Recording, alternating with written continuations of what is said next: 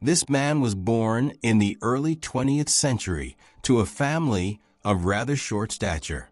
However, a rare medical condition made him a spectacle in people's eyes by the time he turned 5. All his life, he resisted being treated like some oddity, wanting instead to be seen as an ordinary person. But fate had other plans. Meet Robert Wadlow.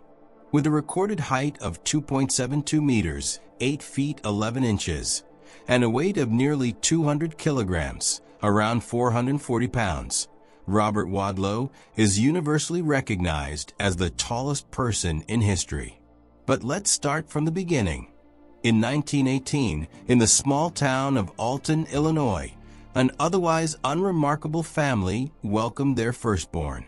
For his first 4 years, the little boy developed normally, but then, for reasons unknown, he began to grow at an astonishing rate. Alarmed, his parents took him to the doctor, who delivered a frightening diagnosis, a pituitary tumor and acromegaly, which led to gigantism. Today, modern medications could have helped the boy and mitigated the unpleasant effects of his hormone imbalance. But in the early 20th century, he was destined to grow to an extraordinary height. No one knew how tall he would get or how long his growth would continue. After all, there were very few such cases in medical history. By the age of 6, Robert had already reached the average adult height, 170 centimeters, about 5 feet 7 inches. At 9, standing 189 centimeters, 6 feet 2 inches, tall and weighing around 80 kilograms, 176 pounds, he could easily lift his father in his arms. At 13, Robert Wadlow became the tallest Boy Scout in the world, and by the time he graduated from high school, he was a true giant, measuring 2.5 meters, over 8 feet. Naturally, he became a local celebrity. Newspaper reporters were keen to write about how he required 3 times as much fabric for a suit as an average man, how he had to have furniture made especially for him, or how the front seats of his family's car had to be removed so that, sitting in the back, the giant could stretch out his long legs. All these details were everyday challenges for this real-life Uncle Stipa. But the biggest problem was shoes. Because his feet measured about 48 centimeters, nearly 19 inches, in length, he needed custom-made footwear, which cost a fortune. Tired of the constant attention, not just from reporters, but from everyone on the street, Robert Wadlow refused all offers to work in a circus. He received plenty of such proposals at the time, but people's unhealthy fascination with him weighed on him. The young man simply wanted the right to a normal life. By all accounts from those who knew him, he was polite, well-rounded, and independent from an early age. Robert read avidly, collected stamps, and was interested in photography. At around 10 to 12 years old, this giant boy earned money by selling newspapers and magazines. After finishing high school, he enrolled in college to study law. When he turned 20, however, a shoe company from his home state tempted him with an attractive offer. They would provide all the shoes he needed free of charge, and in return, Robert would go on a promotional tour across America as their brand representative. Along with his father, Wadlow traveled over 300,000 miles, visiting 800 cities in 41 states. He called it a goodwill trip, and though he appeared before large crowds, he always emphasized that he was only promoting a product. More than anything, Robert dreaded the idea of turning into a circus clown. Nonetheless, he became famous throughout America, and those who met him described him as incredibly calm and level-headed. He made a wonderful impression on everyone, earning him the nickname the Gentle Giant.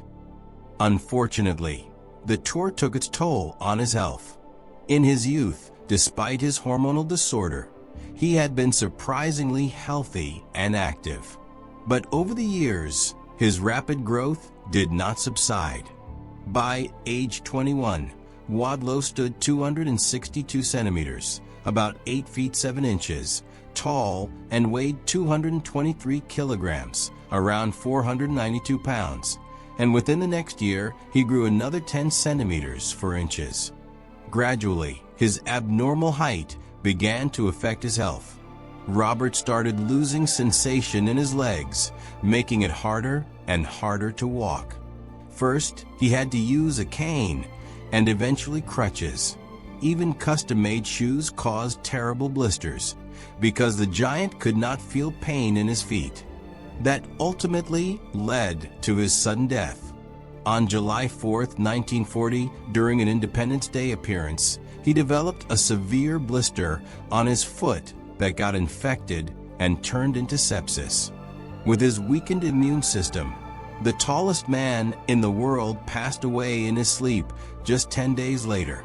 40,000 people attended Wadlow's funeral. His coffin weighed half a ton, and it took 12 men to carry it. After this sorrowful event, his parents took one more step that Robert would undoubtedly have approved of. They had his grave sealed in concrete so that no one could steal the remains of the tallest man in the world, and they burned all his clothing and shoes. Robert Wadlow's personal items were not to become exhibits for collectors seeking to profit from people's curiosity. As a result, the main tribute to the gentle giant in his hometown is the monument unveiled in 1985. The bronze giant gazes out at the world from a height of nearly 3 meters and smiles down at everyone. Indeed, the tallest man in the world had good reason to fear becoming a mere spectacle for the crowd. For centuries, most people with extraordinary height were turned into court jesters, and even their weddings and funerals served as public entertainment. Giants, people whose height exceeds 2.5 meters, over 8 feet, are extremely rare. In our previous video, we told you about Robert Wadlow, the American giant who lived in the early 20th century. He stood 272 centimeters, 8 feet 11 inches, tall and weighed 199 kilograms, about 440 pounds. He is officially listed in the Guinness Book of World Records as the tallest person in human history. However, Belarusians do not agree with this record. They are certain that the giant worthy of being called the world's tallest man did not live in America, but rather in the Vitebsk Governorate of the Russian Empire, which is now part of Belarus. His name was Fyodor Andreevich Makhnov.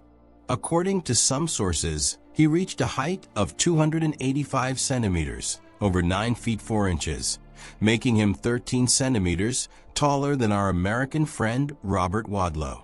In the early 1900s, Fyodor Makhnov was known worldwide, but sadly, he has been almost forgotten today. At the request of our dear viewers, allow me to tell you a bit about this remarkable individual. Fyodor Andreevich Makhnov was born way back in 1878 in a little village called Kostyuki, not far from Vitebsk. The boy's parents were poor peasants whose ancestors had once moved to the Russian Empire from Syria.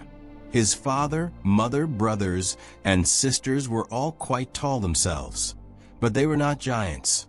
Fyodor, however, was a very large baby at birth, and his mother did not survive the difficult delivery, never getting the chance to see her child. The boy spent his early years with his grandfather, who doted on him. From a young age, Fyodor stood out not only for his towering height, but also for his mighty strength. By age 12, he already stood over 2 meters tall, 6 feet 7 inches. The young Makhnov could effortlessly lift grown adults, drag heavy carts all on his own, and help neighbors build houses by carrying logs with his bare hands.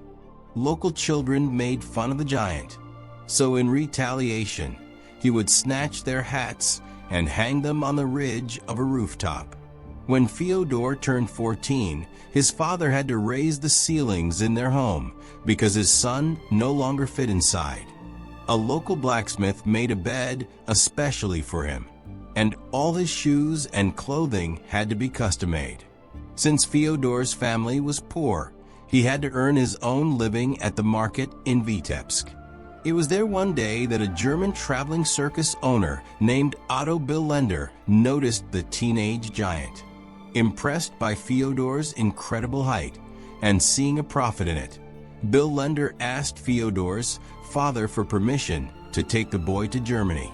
Once he received permission, Billender brought the young man into his circus troupe. After arriving in Germany, Fyodor Makhnov lived in Billender's home. His employer hired German-language tutors for him and personally taught him the ins and outs of circus performance. Under Billender's guidance, Fyodor learned to break bricks with one hand, bend horseshoes, twist thick metal rods into spirals, and lift wooden platforms on which people stood.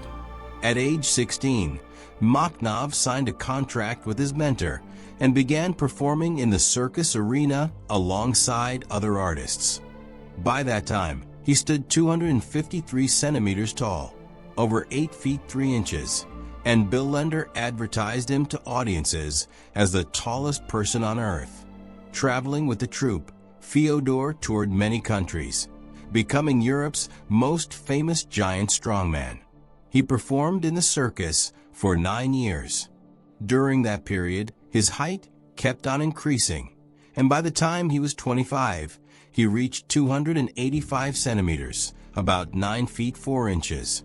This Belarusian giant appearance was truly awe-inspiring. He weighed 182 kilograms, approximately 400 pounds, had feet measuring 51 centimeters, 20 inches, in length, hands that were 31 centimeters, 12 inches, long, and ears 15 centimeters, 6 inches, long. Fyodor Andreevich ate 4 meals a day, like most people, but his portions were absolutely colossal.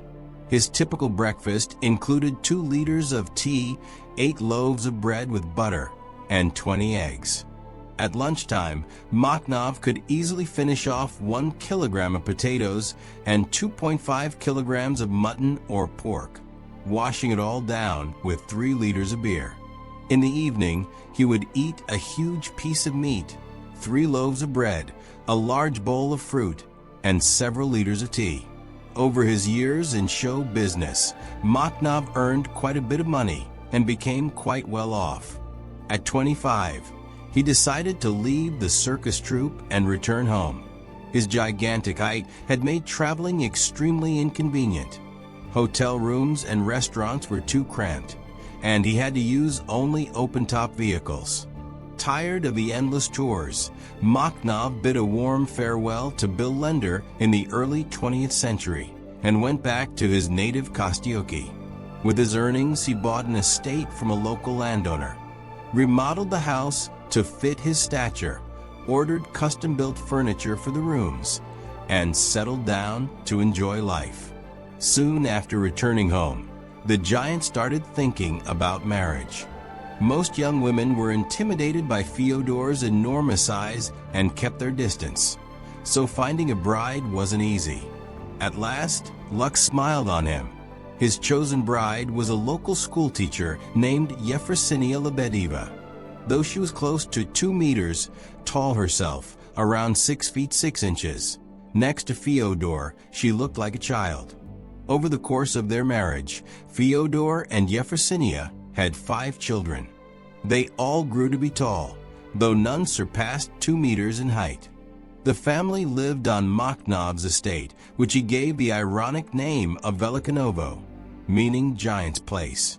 To support his wife and young children, Fyodor had to revisit his performing background. He didn't turn down offers to perform in Russian circuses, and also took part in wrestling competitions. In 1905, Fyodor Makhnov embarked on an international tour, taking his wife and children with him. He visited England, Belgium, France, Germany, the Netherlands, and Italy. the Belarusian giant was even granted an audience with the Pope himself. Afterward, the Makhnovs traveled by steamship to the United States. Because of Fyodor's size, the ship's crew had to modify a cabin just for him. Everywhere he appeared, the circus performer caused a sensation. He was often invited to receptions with high-ranking officials, where he would casually light his cigarettes from the candles in the chandeliers. In France, he had a serious dispute with some local residents. The police who arrived on the scene wanted to lock him up, but they had no cell big enough to hold the giant. So they had no choice but to let him go. Yefrosinia enjoyed life abroad so much that she considered staying there for good. But an incident with German doctors made her change her mind. They tried to persuade Makhnov to sign a contract, giving them the right to conduct scientific research on his body after his death. Yefrosinia was horrified, and fearing something bad might happen to her husband, she talked him into returning home. The constant traveling had already started to take a toll on Makhnov's health. Standing almost 3 meters tall did not do his body any favors. After returning to Velikanovo, a chronic joint condition he'd had since childhood began to flare up. His legs hurt so badly that even walking became difficult. Despite his health problems, Makhnov did his best to live as he always had. He continued performing in the circus and even competed in wrestling matches. This down-to-earth giant from Kostyuki was a kind man and a caring husband. He lived in harmony with Yefrosinia, adored his children, and never turned down a neighbor's request for help. Sadly, fate allowed Fyodor only 34 years. He died in 1912, leaving his wife with 5 young children. The younger twin sons, Rodion and Gavril, were just 6 months old at the time. His sudden passing sparked a host of rumors. According to one version, pneumonia caused his death. German doctors believed that he had died from bone tuberculosis, which affects many people with extraordinary height.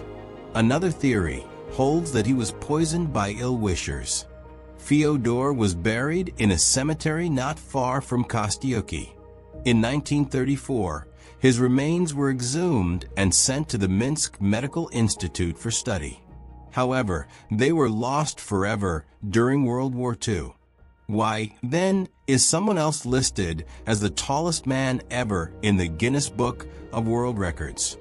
Researchers believe the blame lies with the epitaph on Makhnov's gravestone.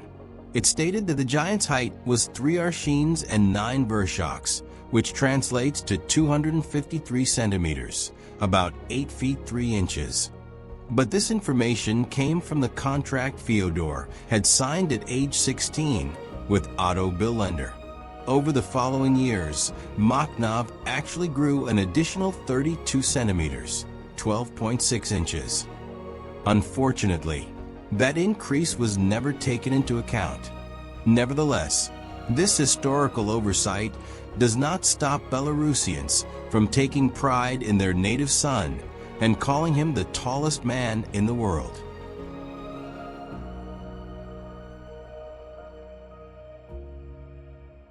He was invited to appear on shows featuring the world's most extraordinary people, as well as in documentaries and films. People even offered large sums of money for his body after his death. He made it into the Guinness Book of World Records as the tallest man in the USSR, and in the West he was known as the Russian Gulliver or the Russian Giant. All of this describes basketball player Alexander Syzanenko. When his record was officially documented, he stood 2.37 meters, 7 feet 9 inches tall, and by the end of his life, his height had reached 2.45 meters, 8 feet 0 inches. Yet despite his fame, Syzanenko could lay claim not only to being the tallest man in the world, but perhaps the unhappiest as well. Health issues, constant pain, his wife leaving him, and dying alone. All of these misfortunes trailed this giant wherever he went. Today, let's take a look at the tragic life of a man who carried a heavy burden. So, here we go. Alexander Alexeyevich Sizanenko was born on March 21, 1958, in the Ukrainian village of Zaporizhzhia, in the Kherson region of the Ukrainian SSR. Sasha, as he was called, was just a regular kid from an ordinary family. His mother worked as a shop assistant, while his father was a machine operator. Neither parent was unusually tall. But when Alexander turned 6, they began to notice that he was growing much too fast. By the time he was 11, the boy already stood 170 centimeters, about 5 feet 7 inches. Yet his father didn't take him to see a doctor until 3 years later. Alexander was diagnosed with acromegaly, a condition caused by an overactive pituitary gland. Surgery was needed. Within a single year, Alexander underwent 2 operations, both requiring a craniotomy. Unfortunately, these procedures did not help. So, it was decided that something else had to be done. By the time he finished school, the young man had already reached 2.18 meters, just over 7 feet 1 inch.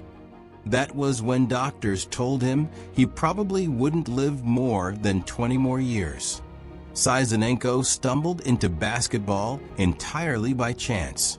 After school, he enrolled in a trade school to become an electrician and never even considered a sports career.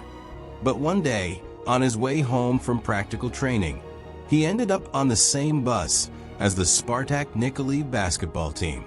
It was impossible to overlook such a giant, and they invited him to practice. Alexander agreed.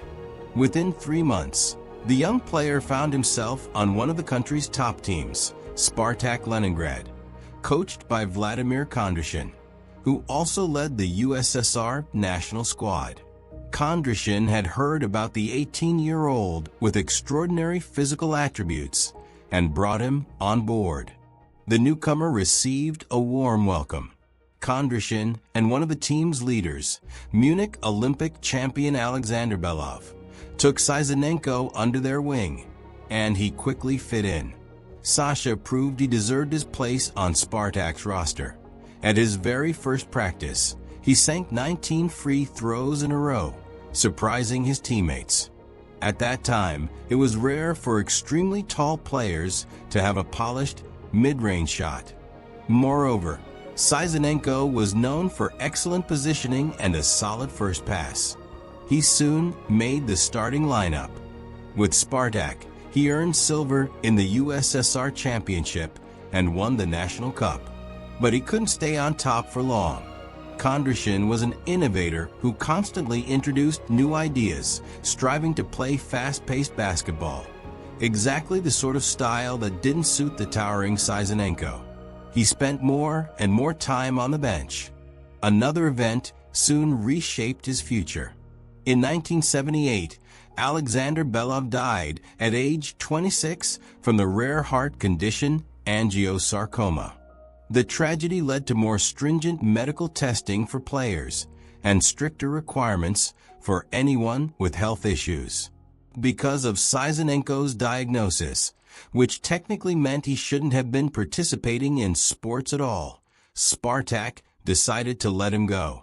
Belov's death hit me twice as hard, Sizanenko later recalled.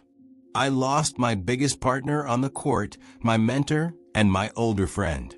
And because of that cursed pituitary gland, doctors categorically banned me from playing. Kondrashin advised me to head to a smaller city team to avoid trouble. He later regretted that decision. That's how Sizanenko remembered that chapter in his career. Kondrashin recommended Alexander to a like-minded coach, Genrik Primatov of Stroidel Kybyshev, who had hopes of getting his team into the top division. By then, Sizanenko's height surpassed 2.30 meters, 7 feet 7 inches. Primatov banked on him, and it paid off. Within 2 seasons, in 1981, Streudel achieved his goal. Sizanenko became a key player. He often scored 30 points per game and was regarded as one of the top centers in the country, alongside fellow giants of Soviet basketball, Arvydas Sabonis, 2.22 m, Vladimir Tkachenko, 2.20 m, and Alexander Belosiny, 2.14 m. I wasn't inferior to any of them, Sizanenko reminisced. I blocked their shots. They missed plenty against me. One time, Volodya Tkachenko scored just 2 points in a game against us. He was used to having no one who could match his size. But then he ran into me and was at a loss. I once put up 42 points on Sabonis, though it was only a friendly against Zalgiris, Sizanenko recalled. In the early 1980s, renowned Soviet coach Alexander Gomelsky even invited him to join the USSR national team. Sizanenko was supposed to travel with the squad to Puerto Rico, but an 11th-hour visa issue kept him at home. Still, all was going well at the club level. In Kuybyshev, they treated him like a star. His salary was on par with managers of major enterprises, 250 rubles a month. The club sponsor, Streudel Trust, gave him an apartment in the city center.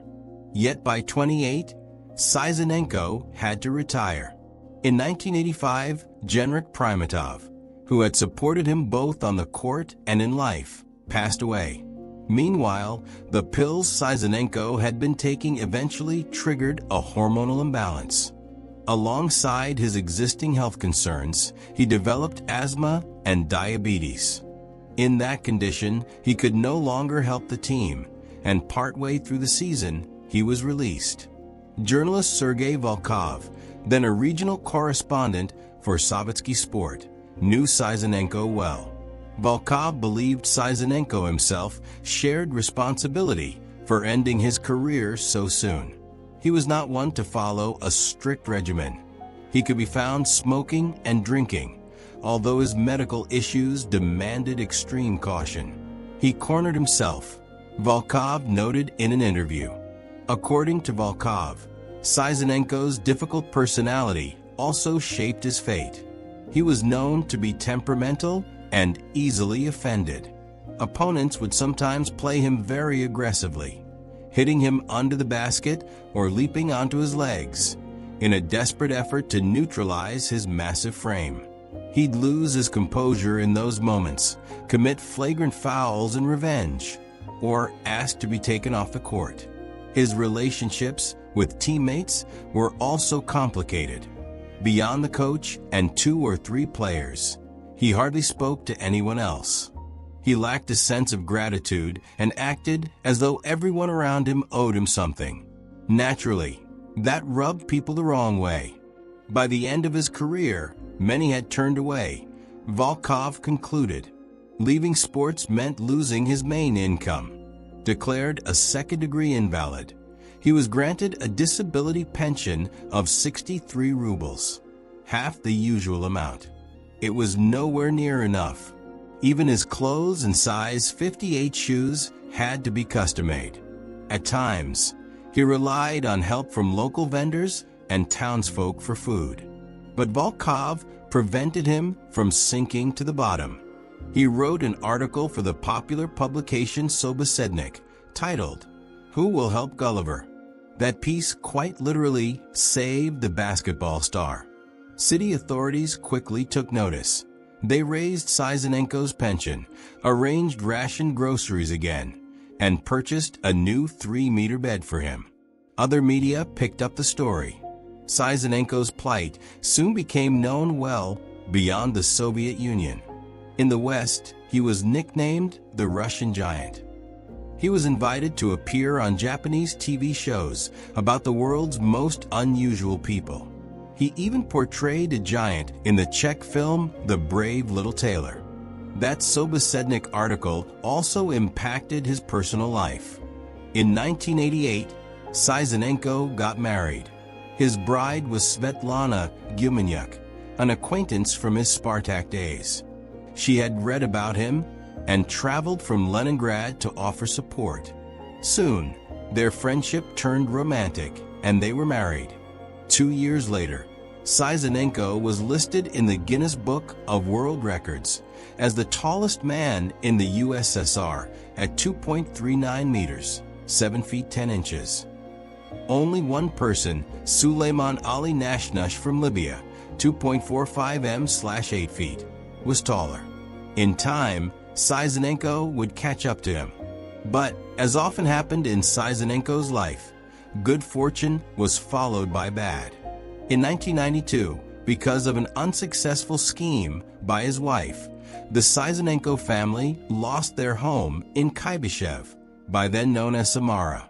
They sold the apartment to pay off debts, and Svetlana barely escaped a prison sentence. After that fiasco, the couple had to leave town. They moved to St. Petersburg, intending to buy a place with what remained from selling the Samara apartment. They invested in a new construction project, but it went bankrupt. No home, no money. Worn out by constant misfortune, Svetlana left her husband. Even the birth of their son, Alexander, in 1994, couldn't save the marriage. Almost immediately afterward, Svetlana took the child and left. People used to say I was good-looking, well-built, and I never allowed myself to gain weight, Sizanenko later said. Then my illnesses took over. I let myself go. I'd even drink, which I absolutely shouldn't. And so she left. A sports union in St. Petersburg came to his rescue. They managed to get him 2 rooms in a communal apartment, and Sizanenko moved there for good. Yet his life could have taken a completely different turn. Between 1999 and 2001, German anatomist Gunther von Hagens reached out to Sizanenko multiple times, proposing that he donate his body to the Plastination Institute for a large sum of money. A giant like him is any anatomist's dream, von Hagens enthused. By then, Sizanenko stood 2.45 meters, 8 feet, tall and weighed about 180 kilograms, 400 pounds. His health was deteriorating. He had developed osteoporosis, which thinned his bones and made them fragile. He went from using a cane to relying on crutches. Von Hagens's money could have covered treatment and allowed him to live comfortably. But Sizanenko was terrified by the idea and refused. As a Christian, he said he wanted to be buried in a cemetery. No amount of persuasion changed his mind. They wanted my corpse as a museum exhibit. I'll never agree to be stuffed, no matter how much they pay, he declared firmly. After that, the public spotlight faded again. Alexander stayed in touch with a few journalists and some Spartak veterans, and occasionally his now-grown son visited him. In the summer of 2011, news emerged that Sizanenko, who had grown extremely frail, had fallen in his apartment and badly hurt his leg. The pain in his knee was so severe he could barely get out of bed. Only a week later, when no one had come by, he called photojournalist Vladimir Bertov himself. "Come over. I think I'm dying." They took him to the hospital, but doctors could do almost nothing. After 2 weeks and 3 different clinics, he went home nearly bedridden. This crisis prompted a renewed burst of attention. The media sounded the alarm, and a bank account was set up in his name. NBA player Andrei Kirilenko donated money toward fixing his apartment, while Spartak bought him a television and paid for a caregiver. But it wasn't enough. Sizanenko needed expensive treatment abroad. Right before the new year, his condition plummeted. Spartak placed him in a rehabilitation center, but after a few days, he was sent back home. The funds for treatment had run out. The caregiver left for the same reason. Alone yet again, he sensed the end was near. On January 5, 2012, 52-year-old Alexander Syzanenko died at home from a blood clot. He was laid to rest in St. Petersburg's Northern Cemetery, near Kondrashin, Belov, and other Spartak veterans. Only a few people attended the funeral of the Russian Gulliver. Alexander Syzanenko remains listed in the Guinness Book of World Records as the tallest basketball player in the USSR and one of the tallest people on Earth. Yuvai Mazadovich Aktiv, nicknamed Vazhechechin, was a Soviet basketball player in the 1950s, renowned for his towering height of 236 centimeters, about 7 feet 9 inches. Unfortunately, his career was short. From 1947 to 1957, he played for the Kazakh team Burevestnik, logging 10 seasons on the court. Although the Giant never won any major titles or accolades, his sheer size made him a genuinely valuable asset to the squad. Fans adored this towering figure. Yuvai made a tremendous contribution to popularizing basketball in Kazakhstan. After retiring, he went on to coach both the men's and women's national basketball teams of Chekhono-Ingushetia. Of course, extreme height often brings its own health complications, and basketball giants seldom live to a ripe old age. For instance, Manu Ginobili, the tallest player in NBA history at 231 centimeters, 7 feet 7 inches, passed away at 47. Soviet center Alexander Syzanenko, who at one point was the world's tallest man, 245 centimeters or just over 8 feet, lived to only 52. Another 245-centimeter giant, Libya's Suleiman Ali Nashnash, died at age 47 as well. Yuvai Mazadovich Aktiv also passed away at 47.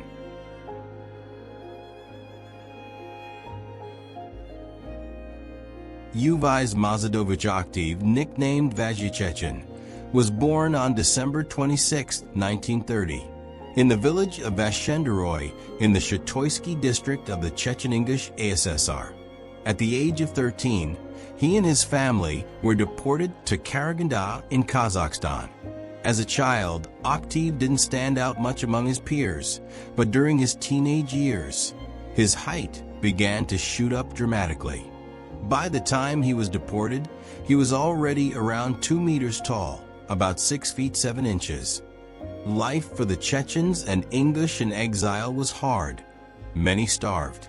Some resorted to stealing just to survive. One time, Yuvai was caught by the police. The officers were astonished that a 14-year-old boy was able to carry as many logs in one trip as most people would need 4 runs to haul. One of the policemen happened to be a sports enthusiast. Instead of punishing Aktiv, he brought him to a sports club. Still, basketball wasn't his immediate focus. In the summer of 1946, Aktiv competed at a Spartakiad in Lviv as a discus thrower. He then went on to Moscow for a freestyle wrestling tournament. He also dabbled in boxing, shot put, and other sports, until basketball coach Isaac Kapelovich noticed him. Aktiv moved to Alma-Ata, Almaty, today. That's how, in 1947, his career with the local Burevestnik basketball team began. Yuvai and his teammate Armina Kalichakin turned basketball into the most popular sport of that era. In the 1950s, Aktiv was considered the tallest basketball player in the world. He was the first in the USSR to dunk regularly and to throw full-court passes. That style of play won over countless fans. Soviet arenas couldn't hold all the spectators who came to see the towering Chechen in action. Yuvai couldn't even eat in a restaurant without being approached by curious strangers. It's said that the giant drank about 15 liters of fluids a day. His exact weight isn't certain. Various sources estimate between 160 and 200 kilograms, roughly 350 to 440 pounds. Moving around the court at that size was no small feat, and competing in sports at such extreme height is fraught with health risks. Octave could have taken another path. He received an offer to play the role of Gulliver in a film, but he turned it down because filming clashed with basketball tournaments he was scheduled to attend. Octave wasn't just admired by fans. Top-level specialists took note as well. Legendary Soviet coach Alexander Gomelsky wrote this about the center. Octave had a soft touch with the ball, almost gentle. Vazia really knew how to play. Anyone who thinks Octave was limited on the court is mistaken. Of course, he primarily used his height and tried to score, or more accurately, ram the ball into the basket. But he actually had a decent shot, especially at the free throw line. Vaz was excellent on defense, blocking shots so effectively that it was nearly impossible for opponents to get past him. He was a smart, quick-witted player who loved, felt, and understood basketball. Various stories circulate about how rivals tried to stop Vazia Chechen. Some climbed on their teammates' backs to match Octave's height, or they would tickle him during games, anything for an edge. One anecdote claims a player from Leningrad's SKA deliberately kept Octave up until 6 in the morning playing cards, hoping he'd be too tired to play well the next day. There was even a time when opponents stole his uniform and shoes. Octave was forced to go out in a simple t-shirt, baggy shorts, and a pair of boots with the heels ripped off. Finding gear for someone of his stature was a challenge to begin with. He wore size 58 shoes. Octave's main career highlight was the 1956 first summer Spartakiad of the Peoples of the USSR. He played for the Kazakhstan national squad, which didn't have much of a reputation and was considered an underdog. But the duo of Octave and Ala Chechen delivered a genuine surprise. In the preliminary round, the Kazakh team defeated strong lineups from Moscow, Leningrad, and Ukraine. Though opponents eventually figured out how to counteract Kazakhstan's leaders in the final stage, a fifth-place finish overall was a major success for a team centered around a 236-centimeter, 7 feet 9 inches giant. Octave was named to the USSR national pool, but he never got the chance to play for the country's main team. His personal history stood in the way, particularly his forced relocation to Kazakhstan as a boy. Before the 1952 Helsinki Olympics, Politburo member Lavrenti Beria issued a harsh ultimatum.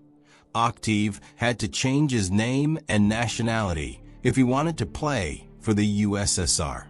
Octave replied, "If I have to betray who I am to get it, then I don't want it all. I love my family name given to me by my parents, and my nationality comes from Almighty Allah. I won't change either one. If the country needs me as I am, I'm ready to give my all, my strength and health, to reach the top in sports." Ultimately, Alexander Gomelsky couldn't include Octave on the 1956 Olympic roster, even after Stalin's era ended and the Khrushchev thaw began. Later, Gomelsky commented, "If they'd let Octave participate in international competitions, we'd have been world champions long ago." In 1957, Uvais ended his playing career when he was diagnosed with diabetes. A couple of years later, he was able to return to Grozny, where he served as head coach of both the men's and women's Chekhono-Ingush teams. He led the men's squad to victory in the North Caucasus and Transcaucasia Cup and guided the women's team into the USSR First League. In 1973, Octave broke his leg, forcing him to leave coaching. The injury plagued him for the rest of his life. Octave passed away on June 12, 1978. Before his death, he asked that his grave remain unmarked. "People bothered me enough in life by staring at me. I don't want that after my death," the giant explained. His wish was respected. Today, only those closest to him know where he is buried. He left behind his wife, Tamara. They had no children, and attempts to adopt were unsuccessful. Yuvais Octave was a man of tremendous willpower who managed to survive a very difficult era and face his challenges with dignity. In his homeland, the giant center is still revered. From 1978 into the 1990s, Grozny hosted an annual tournament in Octave's memory. In 2013, writer Said Bitsuev published the book Giant of Basketball, The Triumph and Tragedy of Yuvais Octave. And on September 12, 2017, the Yuvais Octave Volleyball Palace was inaugurated in Grozny.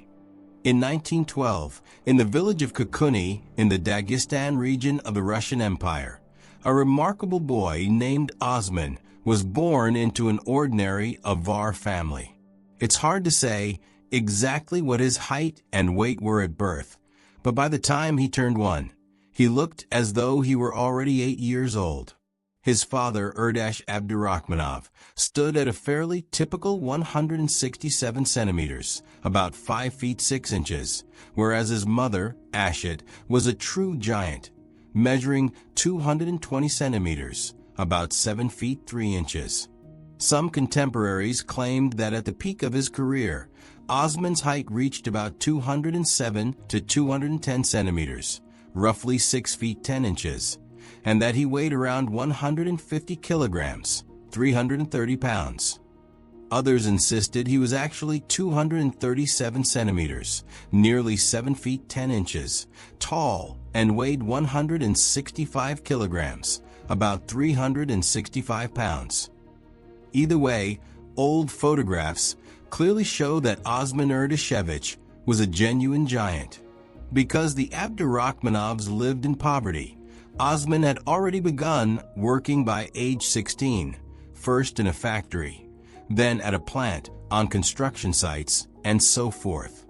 When Osman took a job at a fishing operation on the Caspian Sea, he was strong enough to haul in an entire net on his own.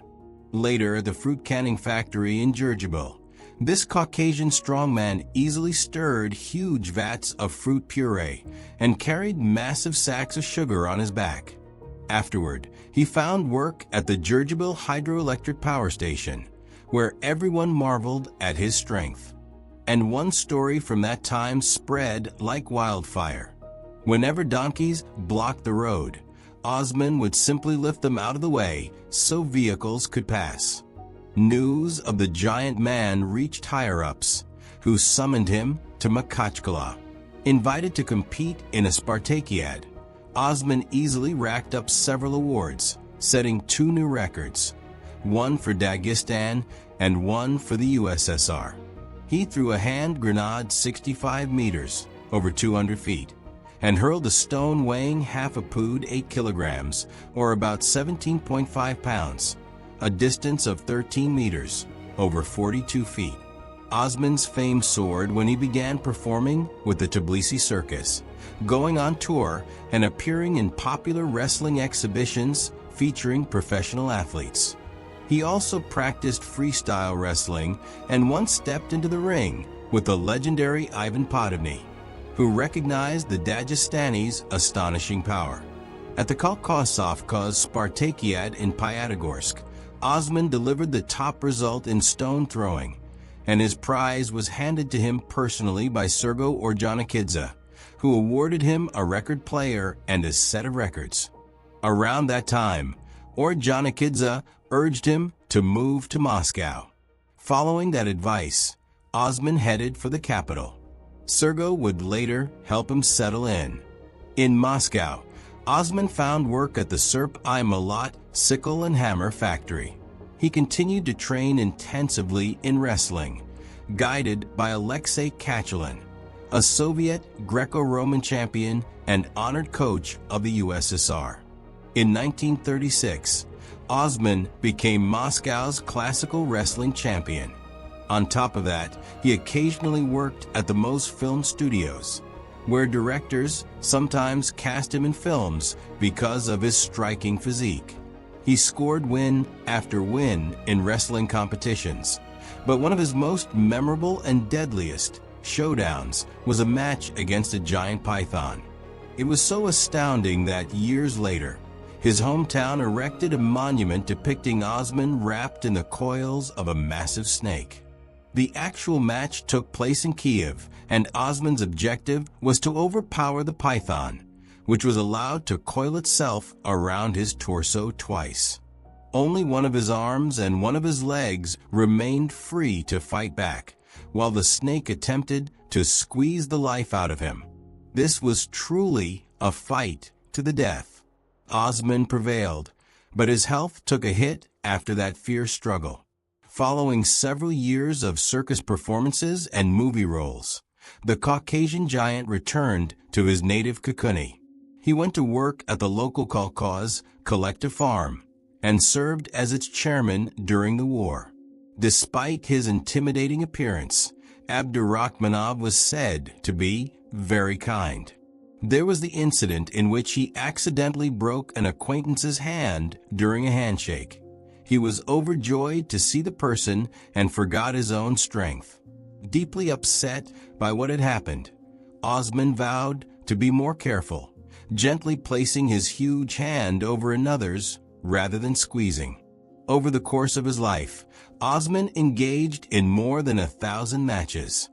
In 1956, Osman Abdurrahmanov faced off against some truly legendary wrestlers, including Burov, Podobny, and Pustanik. That year, he even defeated a 120-kilogram freestyle world champion named Jans. Years earlier, Jans had lost to Osman, and he was eager for a rematch to avenge that defeat. The bout took place in Osman's home village, his sole condition for taking part. Osman tried 3 times to start a family, but only his third marriage worked out. He married a woman named Padamat. People who knew them said that Osman was a local favorite, always surrounded by children. Sadly, he never had any of his own. He passed away in December 1969, and the exact cause of his death remains unknown. However, after his famous match against a python, Osman often complained of chest and heart pain. He was buried in the village of Kukuni, where he was born and spent his final years.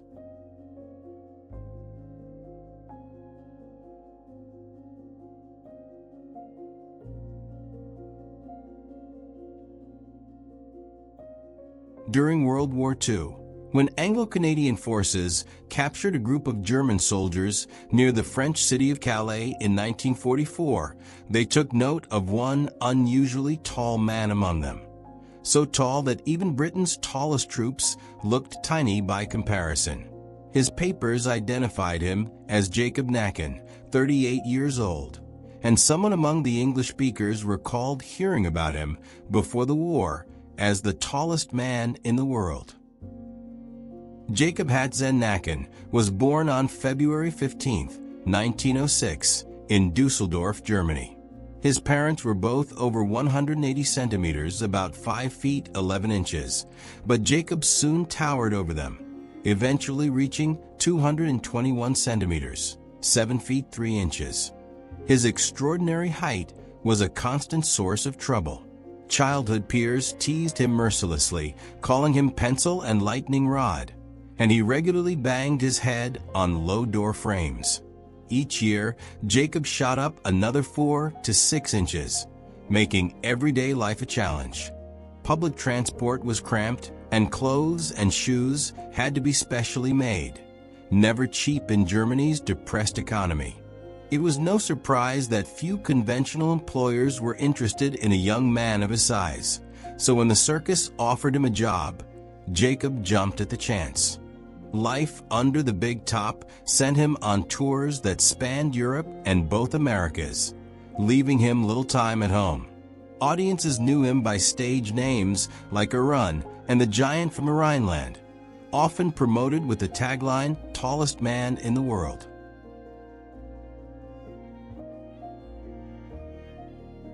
In reality, he wasn't the tallest person on Earth at the time. Robert Wadlow, 272 centimeters / 8 feet 11 inches, and Albert Johann Kramer, 242 centimeters / 7 feet 11 inches. Both exceeded his height. But to circus marketers, good publicity mattered more than raw numbers. Jacob relished the touring lifestyle because it gave him the chance to see the world. In 1939, he traveled to the New York World's Fair as part of Germany's delegation. He loved America and hoped to settle there.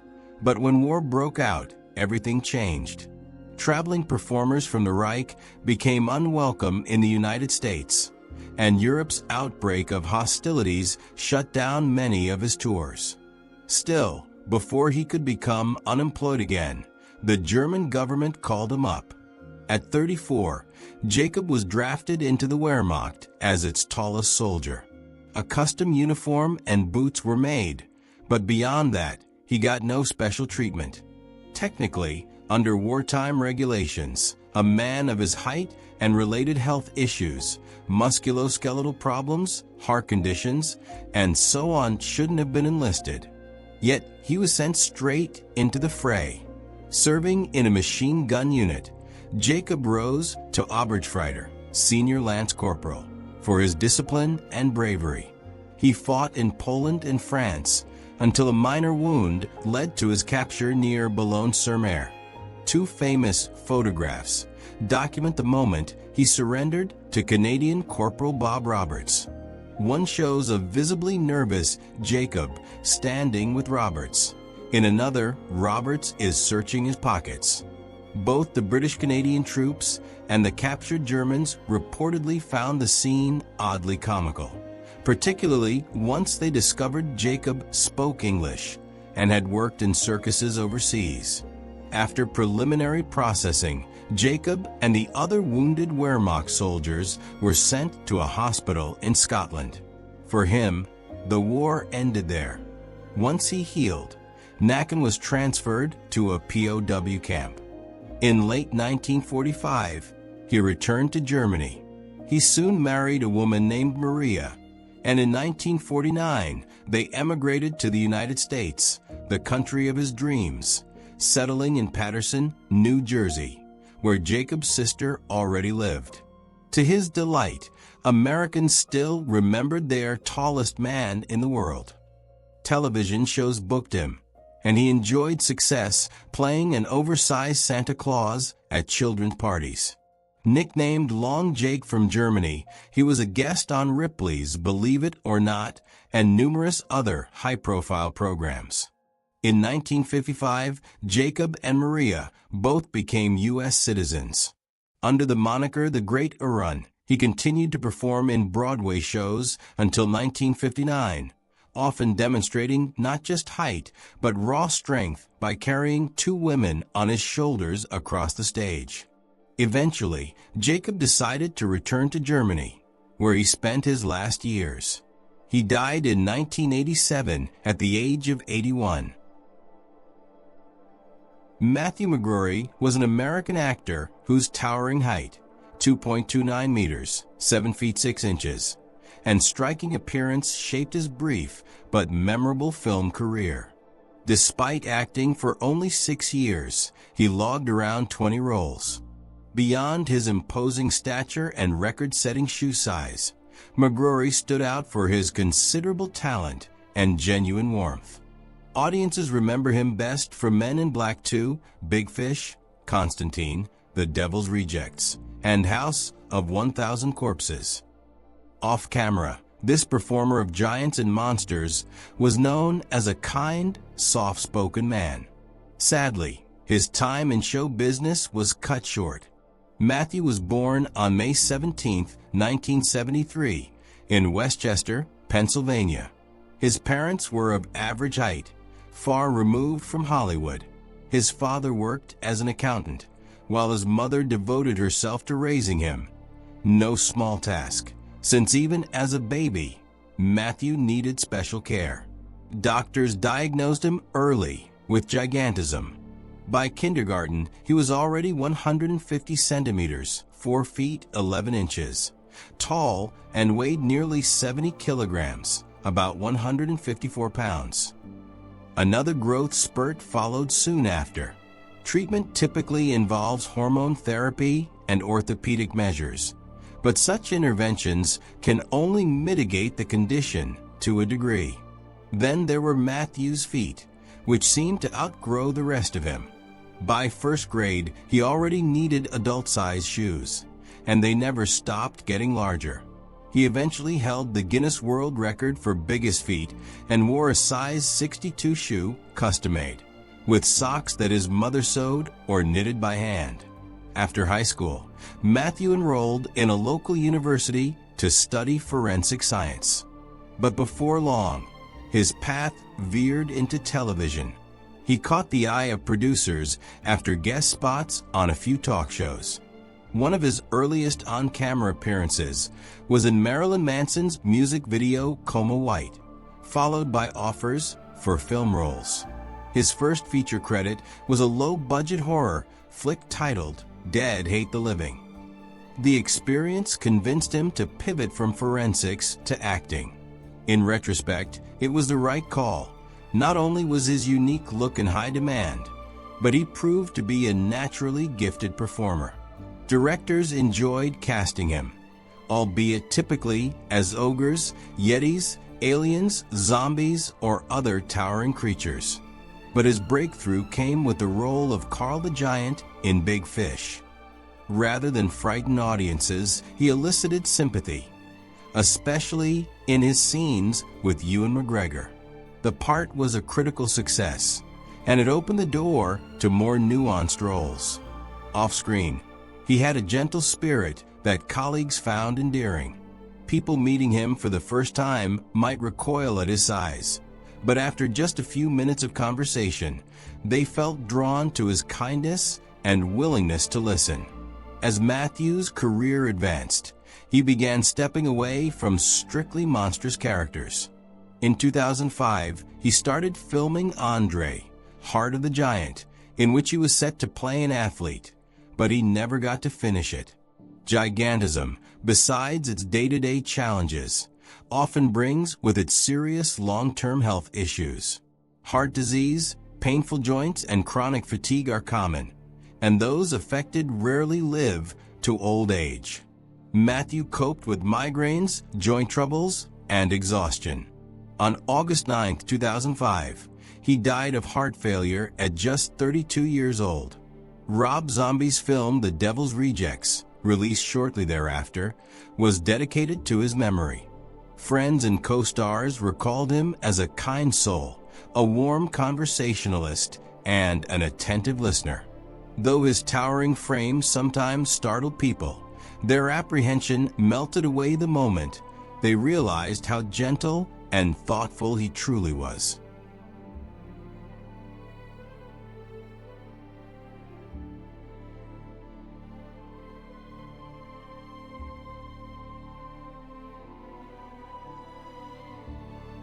Eddie Carmel, an American performer who suffered from gigantism and later acromegaly, also deserves a mention.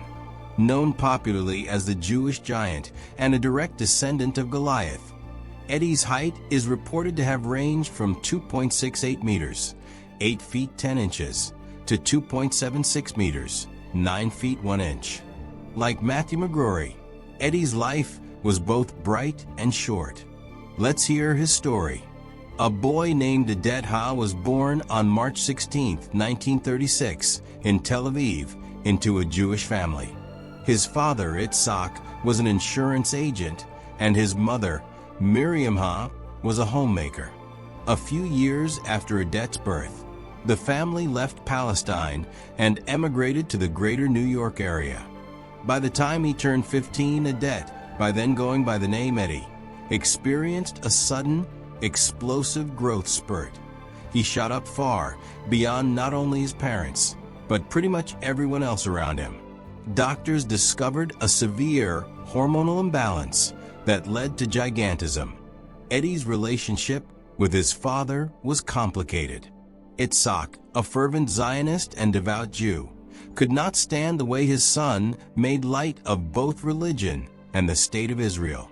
It was Eddie's mother who brought peace between them. She adored her giant son and knew how to handle her hot-tempered husband. Still, there was at least one grievance Eddie's parents shared.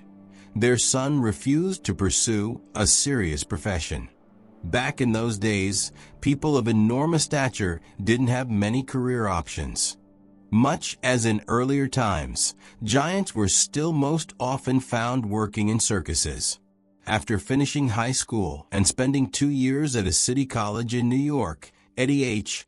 calmly dropped out and went on tour with an advertising agency that saw his towering frame as a useful way to draw crowds. That was in 1959. He soon adopted the stage name Carmel, an Americanized version of his Jewish surname. Various sources place Eddie's adult height anywhere from 2.68 m to 2.76 m, though these figures can't be confirmed precisely. In show business, the bigger the number listed on a poster, the more spectators would come. In some photos, his height looks huge, but perhaps not quite as legendary as advertised, maybe around 2.30 meters, 7 feet 7 inches, which is still immensely tall. Eddie cultivated an air of mystery.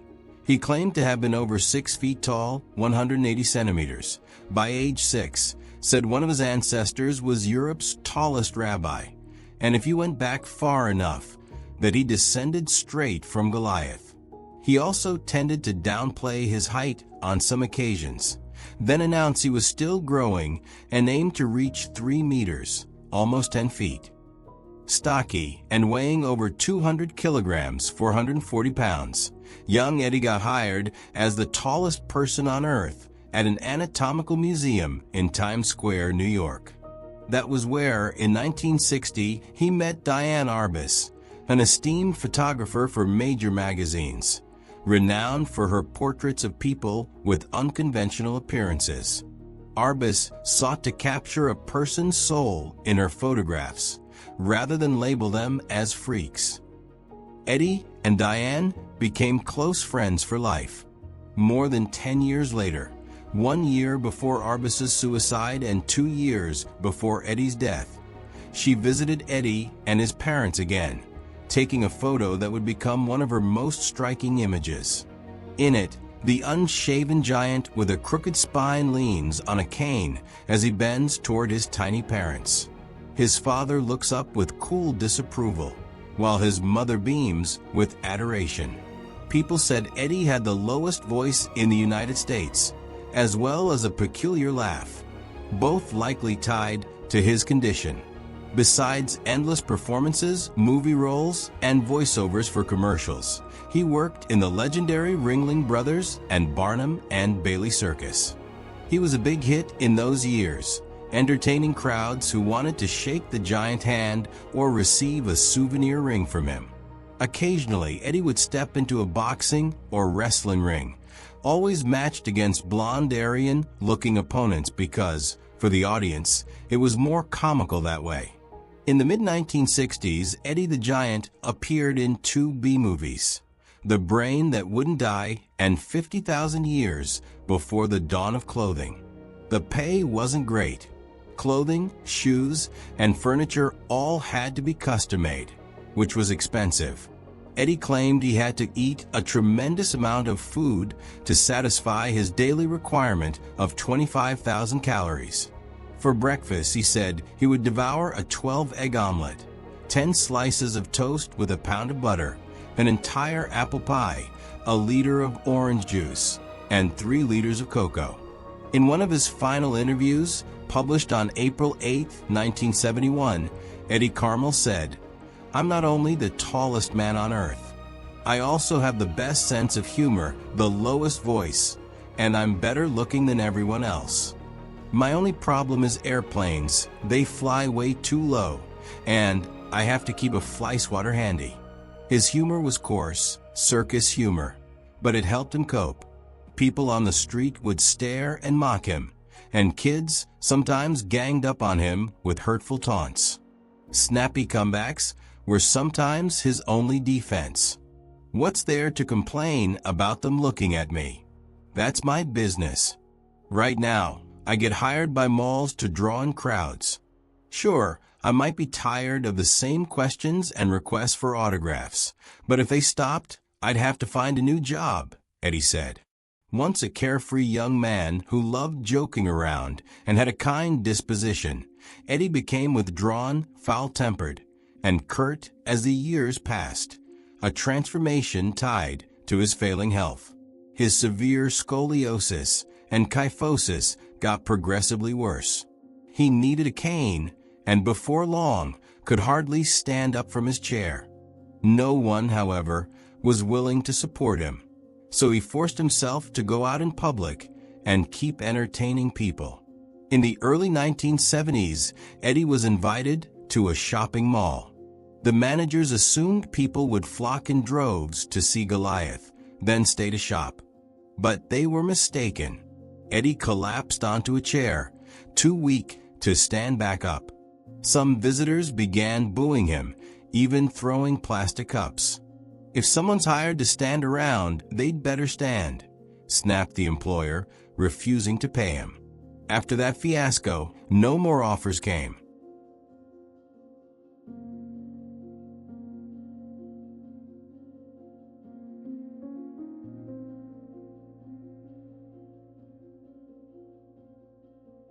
Eddie Carmel died on August 14, 1972, in the hospital from heart failure.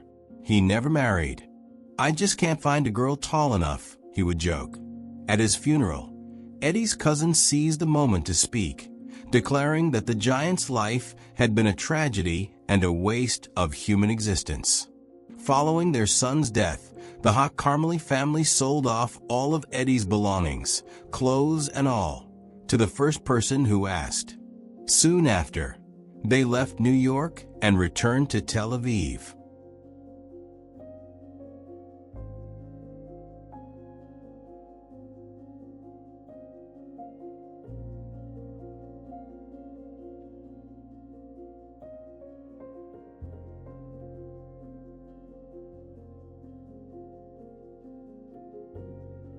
People of extraordinary height face countless hurdles in a world where average heights range from about 5 feet 3 inches to 6 feet 1 inch. And finding love is no exception. Yet this colossal couple did find each other and fell in love, though sadly, their story ended in tragedy.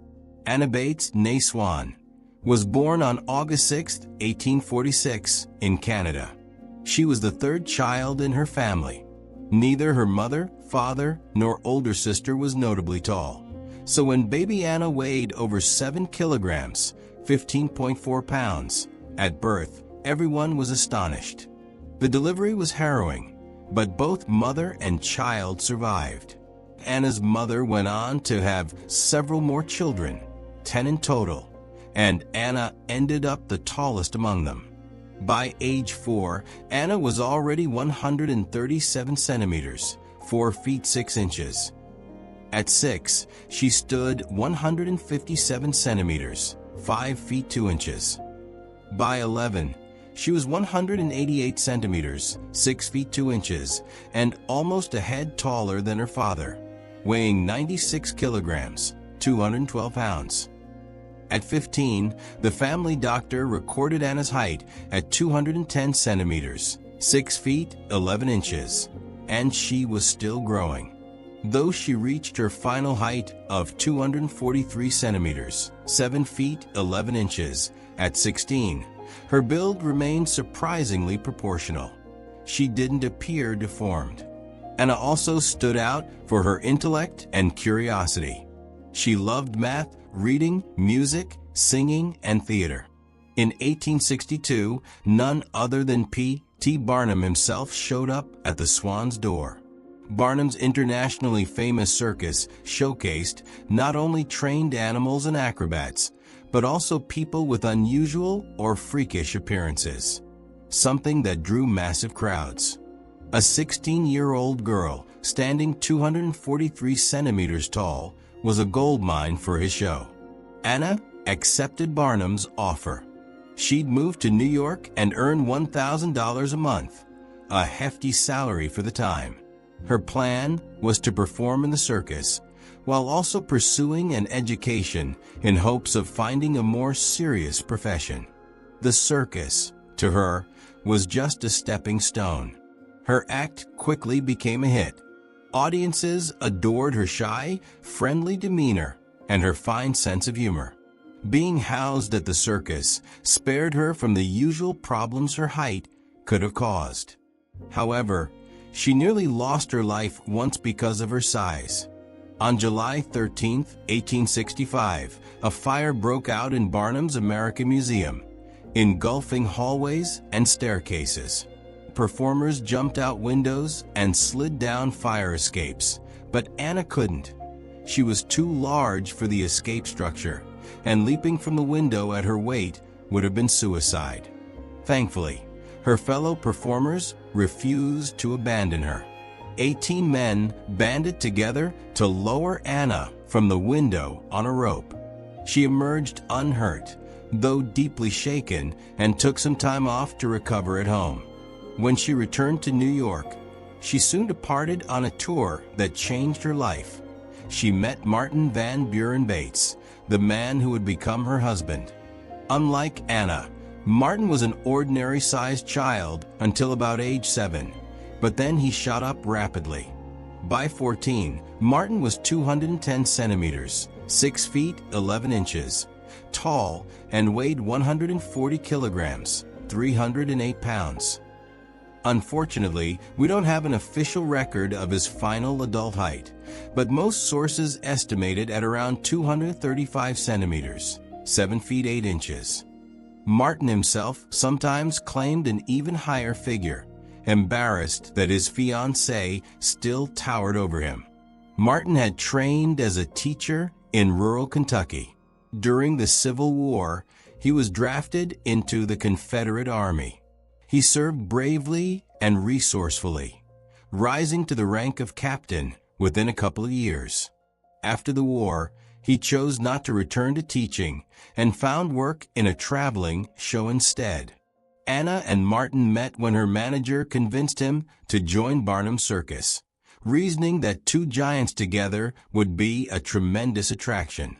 Initially, they staged their act as if they were a married couple, but soon it was real. They fell for each other and were wed on June 17, 1871. Within a year, they bought land and built a house with 14-foot, 4.3 m ceilings and specially made furniture. To spare friends from feeling overwhelmed, they set up a comparatively normal-sized living area for visitors, while the rest of the home accommodated their own massive proportions. They were together for 17 years, but it was hardly a fairy tale marriage. Though Anna and Martin loved each other, tragedy dogged them. On May 19, 1872, Anna gave birth to a baby girl larger than Anna herself had been at birth. The child weighed 8.2 kilograms, 18 pounds, at 68 centimeters, 27 in long, but sadly, she passed away during delivery. The grieving couple hesitated for several years before trying for another child. In 1878, Anna conceived again. The labor started on January 15, 1879, and lasted 3 days. The newborn was enormous. Doctors improvised special tools to extract the baby safely. He measured 76 centimeters, 30 in, and weighed 10.5 kilograms. 23 pounds.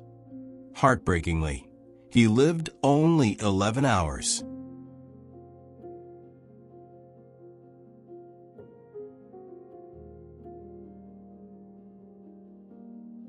Though this infant was later noted in the Guinness Book of World Records, that offered the couple little solace. After their second loss, Anna and Martin chose not to try again. They returned to touring for a time, still drawing crowds, but age and health issues took a toll. Their great height led to heart, spinal, and joint problems before they even reached 40. Eventually, they bought a small farm and led a secluded life, rarely receiving visitors or going out, except on Sundays to attend church. The congregation installed an extra-large pew just for them. Anna Bates Swan died of tuberculosis in 1888 at age 42.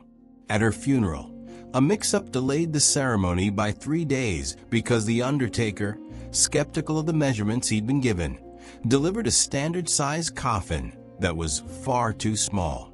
Martin remarried, choosing a woman of average height named Annette.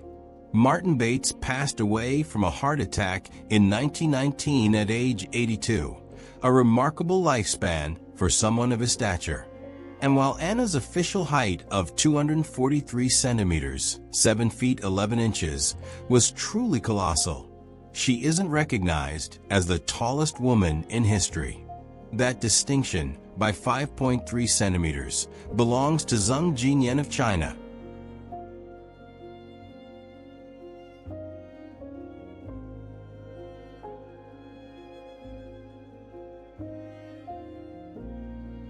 Listed by Guinness World Records as the tallest woman of all time.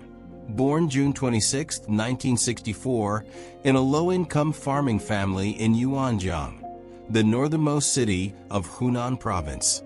Zhang Jinyan was one of 4 siblings. Some sources say she had 1 brother and 2 sisters, all of average height, like their parents. A pituitary tumor caused excessive growth hormone production. Her extreme growth started at just 4 months old.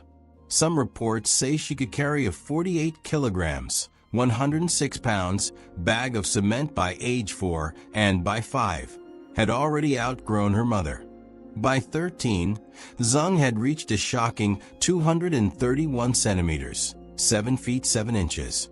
At 16, doctors recommended brain surgery, but she repeatedly refused, fearing the procedure and hating the thought of losing her hair.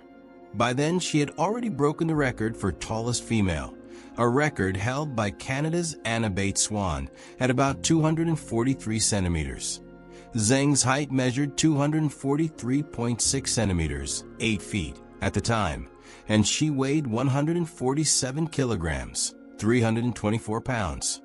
Her family lived on a scenic island in a local lake. Zhang loved track and field and especially basketball, but severe scoliosis eventually left her disabled. Initially, she hobbled with difficulty and soon was unable to walk at all, relying on a wheelchair. Diabetes forced her to remain at home after high school, where she spent her days reading and practicing Chinese calligraphy and poetry. Described as shy and reserved, she led a quiet life in her village. Because of her size, Zhang needed a custom-made bed, chair, clothing, and shoes. Reports say she began each day by eating 20 small dumplings and ended it with 6 bowls of rice. She was fond of fish from the nearby lake, and local authorities provided her with an annual stipend equivalent to about $670. Zhang gave interviews and became well known in China for her extraordinary height. Some days, up to 100 people might visit. Foreign media recognized her as the tallest woman in the world once Chinese medical journals publicized her story in October 1980. Zhang died at 17 in her hometown, with the official cause listed as diabetes, likely worsened by her gigantism and scoliosis. Others claim she suffered a hemorrhage in her pituitary tumor. At the time of her death, Zhang Jinyan measured 248.3 centimeters, 8 feet 1.8 inches, or possibly 249 centimeters, 8 feet 2 inches, and weighed 150 kilograms, 330 pounds.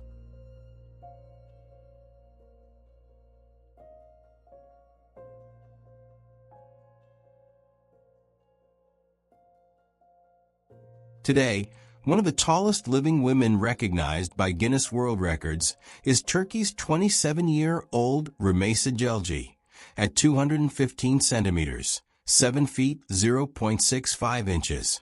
Born on January 1, 1997 in Karabakh province, she has a rare genetic mutation called Weaver syndrome, which causes rapid body growth, often restricts joint mobility, and weakens bones.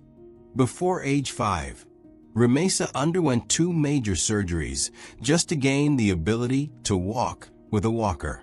In 2014, at age 17, Rumeysa was declared the tallest living teenager at 213 centimeters. By 2021, she had reached 215 centimeters, making her the tallest living woman in the world. Because of her height and health issues, Rumeysa spends most of her time in a wheelchair, yet she works hard to stay optimistic. Any disadvantage can be turned into an advantage, she says. Accept yourself as you are, realize your potential, and give it your all. In addition to her 2 world titles for height, Rumeysa recently earned 3 more records. The longest finger among living women at 11 centimeters for 0.3 in, the largest female hands, 9.8 in on the right, 9.5 in on the left, and the longest back at 59.9 centimeters, 23.6 in. Unable to attend school in person, she completed her education at home. She has always wanted to work in technology, so she studied web development on her own and is now a self-taught front-end developer, as well as a legal researcher. In her free time, she loves swimming, shopping, exploring new places, and cuddling with her cat. We can only hope Rumeysa's life will be happier and far longer than those of some of the people mentioned before. Let's wish her good health. And that's all for now. If you enjoyed this video, please give us a like and don't forget to subscribe. See you next time.